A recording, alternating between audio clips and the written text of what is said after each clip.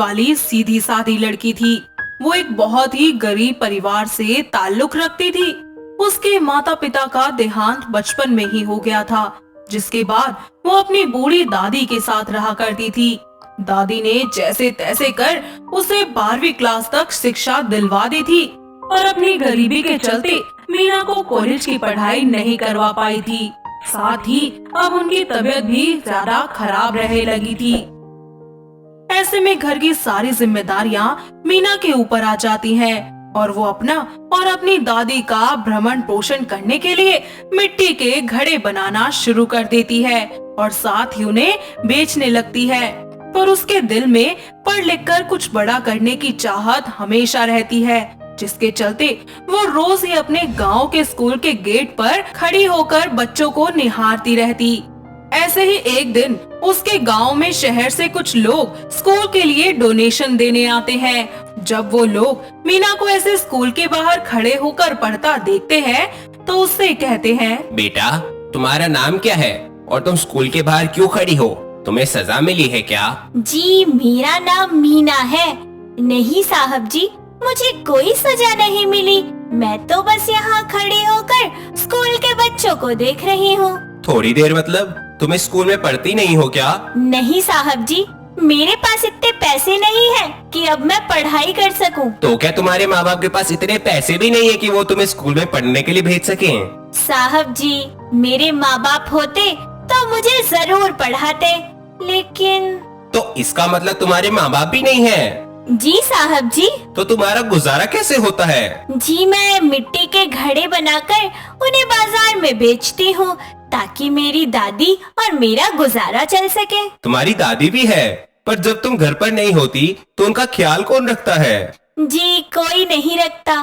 तुम कब तक ऐसी ही जिंदगी जीती रहोगी? जी जब तक मैं पढ़ लिख कर कुछ बन नहीं जाती। तुम ऐसे कैसे पढ़ सकोगी बेटा? तो तुम एक काम करो, तुम अपनी दादी को लेकर हमारे साथ दिल्ली चलो। वहाँ तुम अच्छी से पढ़ सकोगी और बड़ी इंसान भी बन सकोगी। नहीं साहब जी, मैं ऐसा नहीं कर सकती। क्यों बेटा, मुझे अनजान मानकर ऐसा कह रही हो क्या, या फिर कोई और बात है? ऐसी कोई बात नहीं है साहब जी, पर मेरे पास आपको देने के लिए पैसे नहीं हैं। मैंने पैसे कब मांगे तुमसे? तुम पैसों की चिंता मत करो, ये सब मैं देख लूंगा। तुम बस तैयार हो जाओ अपनी जिंदगी बदलने के लिए। इसके बाद वो शहरी मुसाफिर मीना को अपने साथ दिल्ली ले जाता है, जहां वो मीना और उसकी दादी को रहने के लिए घर दिलवाता है और साथ ही छोटी छोटी चीजों का भी पूरा ध्यान रखता है। वो मीना का एडमिशन भी एक बहुत ही अच्छे और बड़े कॉलेज में करवा देता है। और एक दिन मीना अपने कॉलेज के कैंटीन में बैठी हुई सोच रही होती है कि तभी उसके पास एक विजय नाम का लड़का आता है और उससे कहता है, एक्सक्यूज मी मैम। जी कहिए। और मेरा नाम मीना है, मैडम नहीं। जी ठीक है मीना जी। बताइए किस लिए आए हैं मेरे पास? जी मेरा नाम विजय है और मैं इस कॉलेज में नया आया हूँ। यहाँ के प्रोफेसर ने मुझसे कहा कि आपसे नोट्स बोरो कर लूँ, बस इसलिए आपके पास हेल्प मांगने आया हूँ। ठीक है विजय, मैं आपको नोट्स दे दूंगी। Thank you so much Meena ji. वैसे आपको देखकर लगता है कि आप यहाँ काफी टाइम से हैं, क्यों, है ना? देखिए, आप मुझे सिर्फ मीना कहकर भी बुला सकते हैं, और रही बात मेरी यहाँ आने की, तो मैं आपसे बस थोड़े टाइम पहले ही यहाँ आई हूँ। तो आपको यहाँ के प्रोफेसर इतने अच्छे से कैसे जानते हैं? इतनी जल्दी तो कोई किसी को नहीं जानता। असल में बात ये है कि मुझे पढ़ने का बहुत शौक था, और जब मैं यहाँ आई तो सर ने मुझसे कुछ सवाल किए। मैंने उनका फटाफट से जवाब दे दिया और उन्होंने झटपट से मुझे कॉलेज की कैप्टन बना दिया। ये तो बहुत अच्छी बात है, congratulations. Thank you so much. मुझे आपसे बात करके बहुत अच्छा लगा। आज ऐसा लग रहा है जैसे कि अपना मिल गया हो। जी मुझे भी आपसे मिलकर बहुत अच्छा लगा, आप बहुत अच्छे हैं। ऐसे ही कुछ दिन बीत जाते हैं। मीना और विजय में बहुत अच्छी दोस्ती हो जाती है और धीरे धीरे वो लोग एक दूसरे को पसंद करने लगते हैं।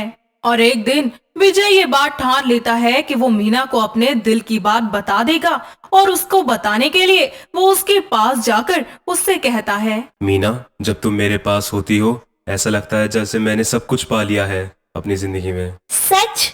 तुम्हें सच में ऐसा लगता है क्या?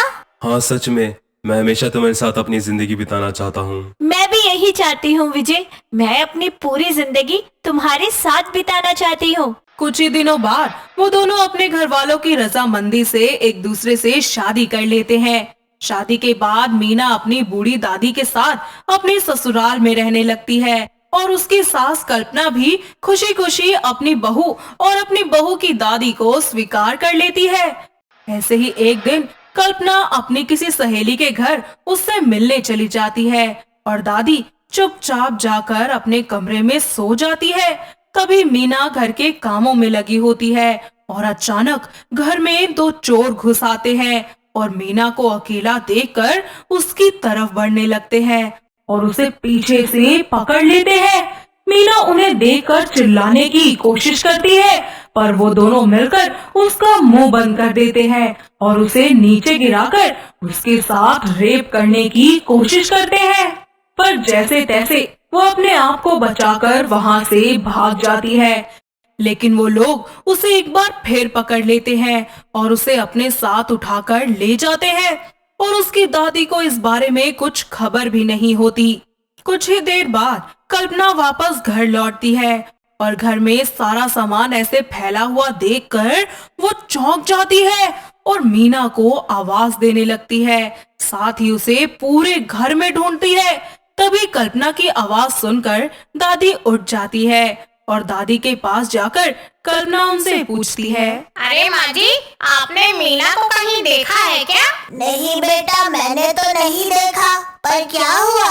माँ जी, वो मीना कहीं दिख नहीं रही और घर का सारा सामान भी फैला हुआ है, इसीलिए पूछ रही थी। अरे ऐसे कैसे कहीं जा सकती है? आज तक तो बिना बताए कहीं गई नहीं, फिर आज कैसे चली गई? मैं भी यही सोच रही हूँ और मुझे तो बहुत डर लग रहा है, कहीं कुछ। अरे बेटा, तू चिंता मत कर, जरा विजय को फोन लगा, उसे कुछ पता होगा। हाँ माँ जी, आप बिल्कुल सही कह रही हैं, मैं अभी विजय को फोन करके बुला लेती हूँ। कल्पना विजय को फोन करके घर बुला लेती है। ऐसे ही 24 घंटे बीत जाते हैं, पर मीना की कोई खबर नहीं मिलती और विजय मीना के गुमशुदा होने की रिपोर्ट थाने में दर्ज करवा देता है और उनके साथ मिलकर मीना को ढूंढने लगता है। ऐसे ही 2 दिन बीत जाते हैं, पर मीना का कुछ पता नहीं चलता। धीरे धीरे सभी लोग अपनी हिम्मत हारने लगते हैं और एक शाम सभी लोग घर में बैठकर मीना को याद कर रहे होते हैं कि तभी मीना घर लौट आती है और उसे देखकर सभी बेहद खुश होते हैं। सारा सच जानने के बाद विजय पुलिस के साथ मिलकर उन दोनों को कड़ी से कड़ी सजा दिलवाता है और अपनी पत्नी मीना को इंसाफ। साथ ही मीना इस सब हादसे को भूलकर अपने पति और अपने ससुराल वालों के साथ खुशी खुशी अपनी जिंदगी में एक बार फिर आगे बढ़ जाती है। तो दोस्तों, कैसी लगी आपको हमारी ये गरीब बहू के अपहरण की कहानी? क्या आपके घर के आसपास भी है कोई ऐसी बहू जिसके साथ कोई ऐसा हादसा हुआ हो? अगर हाँ, तो उन्हें ये वीडियो दिखाइए और हमें कमेंट करके बताइए। दोस्तों, अगर आपको ये कहानी पसंद आई तो इसे लाइक करें, शेयर करें और कमेंट करके बताएं कि कहानी में आपको सबसे अच्छा क्या लगा।